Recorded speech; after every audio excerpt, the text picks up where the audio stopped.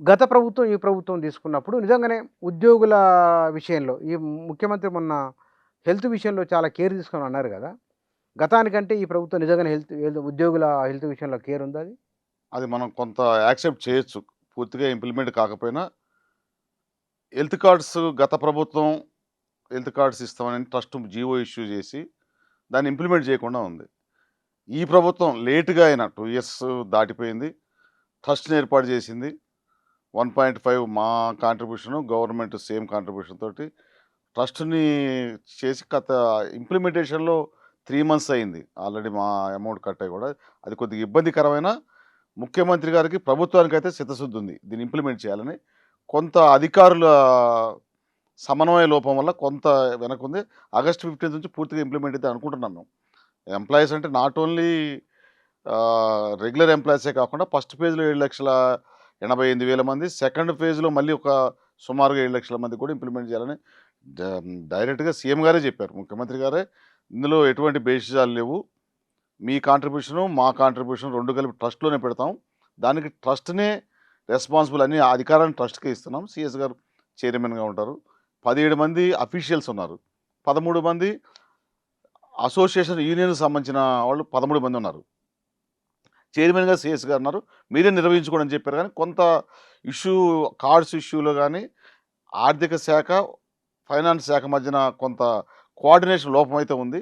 దాన్ని చేస్తూనే ఉన్నాం. కానీ మా ప్రాథమిక సభ్యులకు ఇబ్బంది ఉంది చానా. మాకు 3 నెలలు కట్ అయింది. ఎమర్జెన్సీ క్యాన్సరో, లేదంటే హార్ట్ అటాకో, ఈ ఎమర్జెన్సీ యాక్సిడెంట్ కేసులు ఎక్కడికి పోవాలనే దాని మీద కొంత హాస్పిటల్ యాజమాన్యంతోటి.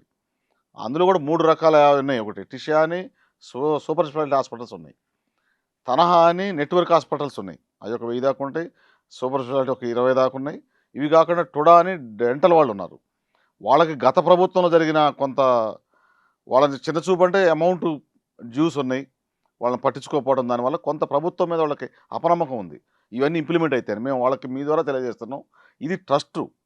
మా ట్రస్ట్‌లో ఉన్న అమౌంట్ ప్రభుత్వాలు సంవత్సరానికి 450-650 కోట్లు ఖర్చు పెట్టాయి. ఏది ఈహెచ్ఎస్ అయితే ఏమి, మెడికల్ రీయింబర్స్‌మెంట్ అయితే. కానీ మా ట్రస్ట్‌కి అమౌంటు 1,100 కోట్లు వస్తుంది. అవసరమైతే ముఖ్యమంత్రి గారు ఇంకో అదనంగా 200 కోట్లు ఇస్తున్నారు పర్ ఇయర్. అంటే 1,300 కోట్లు. అంటే 2 టైమ్స్. హ్మ్. హ్మ్. హ్మ్. రేట్ల ఎన్హాన్స్‌మెంట్ మీద కూడా కొంత ఉంది.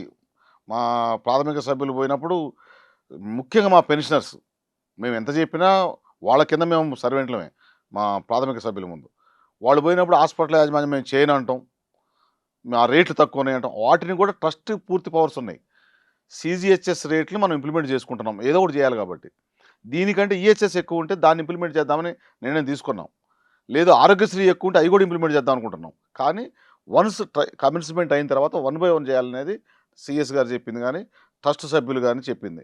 దీన్ని హాస్పిటల్ యాజమాన్యాలు గానీ, వాళ్ళ నెట్వర్క్ హాస్పిటల్‌లో కొంత వాళ్ళ మధ్యన కూడా గ్యాప్ ఉంది. అది ప్రభుత్వం, ప్రతిపక్షం మధ్యన ఎట్లుందో వాళ్ళలో కూడా అన్ని రంగాల వాళ్ళున్నారు. కొంత దీన్ని ఫెయిల్ చేయాలని కూడా ఒకళ్ళిద్దరు చూస్తున్నారు. అందరూ కాదు. ఎందుకు? కొంత ప్రతిపక్ష నాయకులతో, రాజకీయ నాయకులతో వాళ్ళు కూడా పొలిటికల్ లీడర్‌లేగా ఆల్‌మోస్ట్ ఆల్. మీరు ఏ హాస్పిటల్ చూసుకున్నా ఏదో ఒక రాజకీయ పార్టీకో, ఏదో ఒక పబ్లిక్ రిప్రజెంటేటివ్ పెద్దోళ్ళే ఉంటారు తప్ప, మాలాంటోళ్ళు, మీలాంటోళ్ళు హాస్పిటల్ పెట్టే స్థాయి కాదు. కొంత ఏంటంటే ఈ అపనమ్మకం. ఈ అమౌంట్ పే చేస్తారా? ఆరోగ్యశ్రీ ఉన్నాయి. ఇప్పుడు పోలీసు భద్రతా స్కీమే 470 కోట్లు పెండింగ్ ఉన్నాయి. మావి 170 ఈహెచ్ఎస్ ఉన్నాయి. ఆల్రెడీ కొంత పే చేశారు. 70 క్రోర్స్ ఏమో పే చేశారు. మిగతావి పే చేస్తా అంటున్నారు. వాళ్ళు అడిగేది అది ముందు పే చేయండి. మేము ఇమ్మీడియేట్‌గా ఇంప్లిమెంట్ చేస్తాం. తర్వాత ఈ సాఫ్ట్‌వేర్ డౌన్‌లోడ్‌లో గాని, ఈ కమ్యూనికేషన్ దాంట్లో కొంత అధికారులది లేటు 3 మంత్స్ నడుతుంది. దాని మీద మా కిందన పెన్షనర్స్ కావచ్చు, ఉద్యోగులు కావచ్చు, ఉపాధ్యాయులు కావచ్చు, అందరూ కొంచెం అయితే అసంతృప్తిగా ఉన్నారు. నా పర్సనల్ ఒపీనియన్ తెలంగాణ గెజిట్ అధికారుల తరపున గాని, టీజీఏసీ తరపున గాని ఒక ట్రస్ట్ సభ్యుడిగా ఆగస్ట్ 15 అని సీఎస్ గారు చెప్పిండు. కొత్త సీఎస్ గారైతే సీరియస్‌గా ఉన్నారు. సీఎం గారు చెప్పారు ఇంప్లిమెంట్ కావాలని. గత ప్రభుత్వం, ఈ ప్రభుత్వం అని మీరు అడిగే క్వెషన్‌కి ప్రభుత్వానికి సిద్ధశుద్ధి ఉంది. దానికి ట్రస్టులే బాధ్యులు. ట్రస్ట్ అంటే ఎవరు? ఎంప్లాయీస్, జేఏసీ ట్రస్ట్ సభ్యులైనా, జాయింట్ స్టాఫ్ కౌన్సిల్ సభ్యులైనా ఎవరైనా టీజీఈ, జేఏసీకి అనుబంధంగా వాళ్ళ కంట్రోల్‌లో ఉండేవాళ్ళే. టీజీఈ, జేఏసీలో అన్ని ఉద్యోగ సంఘాలున్నాయి. కొంత ఇబ్బందులు ఉండొచ్చు కింది లెవెల్‌లో ప్రాథమిక సభ్యులకి పోగానే.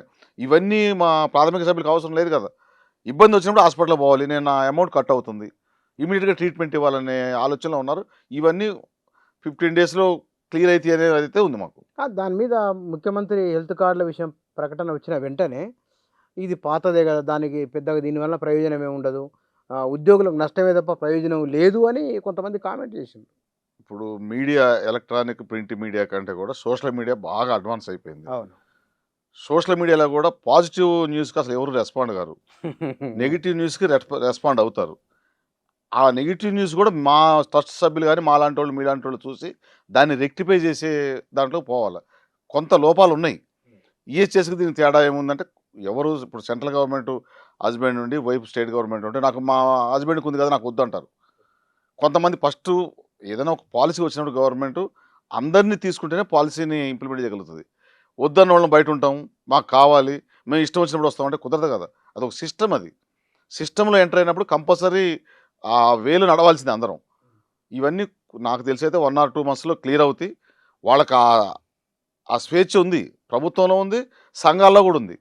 అవన్నీ చూసాక మేము రెక్టిఫై చేసుకుంది, ఒక్కొక్కటి చేంజ్ చేసుకుంటూ పోతున్నాం. ఈ వాట్సాప్లో చూసినవి కావచ్చు, డబుల్ కటింగ్ అయింది కానీ, కొన్ని ఇబ్బందులు పడే కానీ ఒక్కటి అవుతుంది. కాకపోతే ఇంకా స్పీడ్ కావాలి. మేము కూడా దాన్ని చేస్తున్నారు, ట్రస్ట్ మెంబర్స్ సంఘాలు చేస్తున్నాయి, గవర్నమెంట్ చేస్తుందని కాదు. సపరేట్గా ఆరోగ్యశ్రీకి ఎట్లా ఉందో సపరేట్ బిల్డింగ్ బీఆర్కే భవన్ లాంటి ఒక ఫ్లోర్ తీసుకొని సపరేట్ ఎంప్లాయీస్ గవర్నమెంట్ ద్వారా, ట్రస్ట్ అమౌంట్తో కాదు, గవర్నమెంట్ సర్వీస్ ఇస్తుంది కాబట్టి గవర్నమెంట్ ద్వారా ఎంప్లాయీస్ని వాళ్ళని ఎలాకేట్ చేసి పర్మనెంట్ సీఈఓనిచ్చి ఆ సిస్టమ్ అంతా పర్ఫెక్ట్గా చేస్తే, ముఖ్యమంత్రి గారు మాకు చెప్పడం కాదు, అధికారులకు సిఎస్ గారు కూడా చెప్పిండు, కంపల్సరీ ఇంప్లిమెంట్ చేయాలి. 29 రాష్ట్రాల్లో బెస్ట్ ఉండాలి. ఇది ఎంప్లాయీస్ కాంట్రిబ్యూషన్ తోటి ఉన్నది మొదటిది. ఏ ఎంప్లాయీ ఇబ్బంది పడద్దు, పెన్షనర్ ఇబ్బంది పడద్దు. ఆ రేట్లు గిట్లు మీరు ఫైనల్ చేసుకోండి. ఫ్యామిలీ మెంబర్స్ ఎంతమంది ఉన్నారు కూడా మీరే ట్రస్ట్ ఫైనల్ చేసుకోండి. అప్పర్ సీలింగ్ కూడా ఇంతకుముందు 2 లక్షలు ఉంది, ఇప్పుడు మేము 5 అనుకున్నాం. 10 కాదు 15 అయినా ట్రస్ట్కి ఇంటిమేషన్ ఇచ్చి చేసుకోవచ్చు. లేదు ఈ ట్రాన్సిట్ పీరియడ్లో రీఎంబర్స్మెంట్ ఆగిందని కొంత అపోహలు కూడా ఉన్నాయి. మెడికల్ రీఎంబర్స్మెంట్ అపోహలా నిజమా? అపోహలే. మేము దాన్ని క్లారిటీగా చెప్పారు గవర్నమెంట్ సైడ్ నుంచి చెప్పారు, ట్రస్ట్ నుంచి కూడా చెప్పాం. 17/7/2026 తర్వాత ఏదైనా మెడికల్ ట్రీట్మెంట్ జరిగితే యాజ్ పర్ మెడికల్ రీఎంబర్స్మెంట్ ప్రొసీజర్లోనే బిల్ సబ్మిట్ చేసుకుంటే ట్రస్ట్లో ఉన్న అమౌంట్ ద్వారా రీఎంబర్స్మెంట్ అవుతుంది. కానీ ఇది కొంచెం కాంప్లికేటెడ్. ఇవన్నీ అర్థం కావటం, ఇవన్నీ రిటైర్ అయిన వాళ్ళకి, ఏజ్ బారైన వాళ్ళకి, వర్కింగ్లో ఉండి ఆఫీస్కి పోయి ఫాదర్ మదర్ అన్ని ఇబ్బందులు ఉంటాయి. ఇవన్నీ వాట్సాప్లో ద్వారా ఇంతకుముందు ఏదైనా ఉంటే డైరెక్ట్గా లెటర్ పెట్టడం ఇట్లా వచ్చేది మీటింగ్ ద్వారా. ఇప్పుడు ఒక్క నిమిషంలో ఇది జరిగిందంటే ప్రోస్ కాన్స్ ఎమ్మటే వచ్చేస్తే అందులో ఏమన్నాయో రెక్టిఫై చేసుకోవడం, రెక్టిఫై చేయడానికి ప్రయత్నం చేయడం, రిప్రజెంట్ చేయడం చేస్తున్నాం మేము. కొంత మా మీద ఉంటుంది. మా మీద ఉండకపోతే ఎవరి మీద ఉంటుంది? ట్రస్ట్ సభ్యుల మీద, సంఘ నాయకుల మీదే ఉంటుంది జనరల్గా. ప్రభుత్వం మీద కూడా మేము మా సభ్యులు మనోభావాలకు అనుగుణంగానే చేస్తాం. మేము ప్రయత్నం చేసేంతవరకు చేయనప్పుడు ప్రభుత్వం మీద ఆటోమేటిక్గా నేర్పిన విద్య ఉంది. అది జనరల్గా మా వాళ్ళంతా అడిగినే ఉన్నారు కింద. కానీ ప్రభుత్వం నో అన్నప్పుడు కదా. కాకపోతే స్పీడ్కి కావట్లేదు. అది కొంత అడ్మినిస్ట్రేషన్ సైడ్ డిలే ఉంటుంది.